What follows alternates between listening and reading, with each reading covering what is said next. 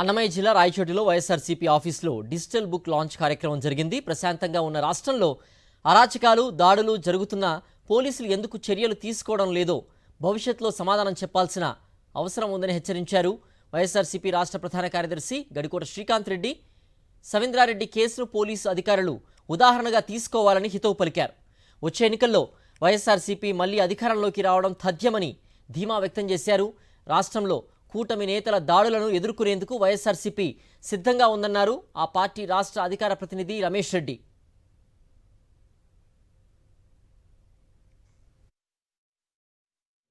ఈరోజు చాలా మంది అధికారులలో సవీందర్ రెడ్డి మీరు ఎగ్జాంపుల్ గా తీసుకోండి.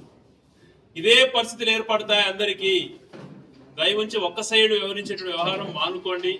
అక్రమమైన కేసులు పెట్టకుండా న్యాయబద్ధంగా ప్రజాసంపరంగా వెళ్ళండి. మా కార్యకర్తలకు, వైఎస్ఆర్సీపీ నాయకులు కార్యకర్తలకు భరోసాగా ఉండాలా, వాళ్ళకి అన్ని రకాల తోడు ఉండాలా. నష్టపోయేటువంటి ప్రతి వ్యక్తికి ఆ మనిషికి ఏ రకంగా నష్టం చేశారో అవన్నిటిని కూడా వాళ్ళ చట్టం ముందు ఇచ్చాలనే ఉద్దేశంతోనే ఈరోజు డిజిటల్ బుక్ పెడుతున్నాం. ఎవరినో భయభ్రాంతులకు గురి చేసి దీన్ని అక్రమంగా చేయాలనేది కాదు. ఇప్పుడు ఎవరైతే అక్రమంగా చేస్తున్నారో వాళ్ళ హిస్టరీ అంతా కూడా డిజిటల్ బుక్ లో ఎంటర్ అవుతుంది. దానికోసం ఈ డిజిటల్ యాప్ లాంచ్ చేయడం జరిగింది. ఇది లాంచ్ చేసి కార్యకర్తలకు భరోసా ఇస్తున్నందుకు జగన్మోహన్ రెడ్డి గారికి కృతజ్ఞతలు తెలియజేస్తాం.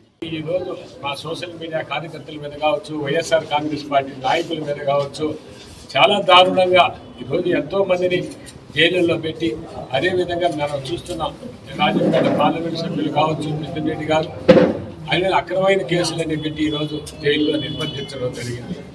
రేపు భవిష్యత్తులో మీరు కూడా మూల్యం చెల్లించుకోక తప్పదు, తప్పకుండా మీరు మూల్యం చెల్లించుకునే రోజు వస్తుందని కూడా గట్టిగా చెప్పడం జరిగింది.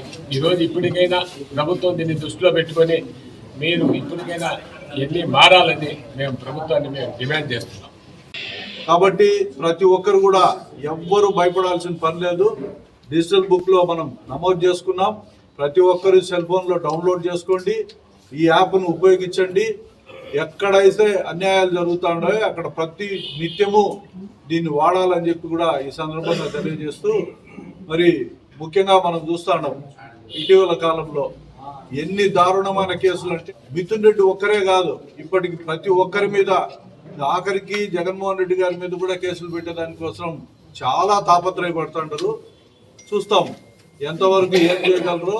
ఇదన్నీ ఎదుర్కొనే దానికోసమే అన్ని జిల్లాల్లో కూడా పార్టీ సమాయత్తంగా ఉందని చెప్పి కూడా ఈ సందర్భంగా తెలియజేస్తారు.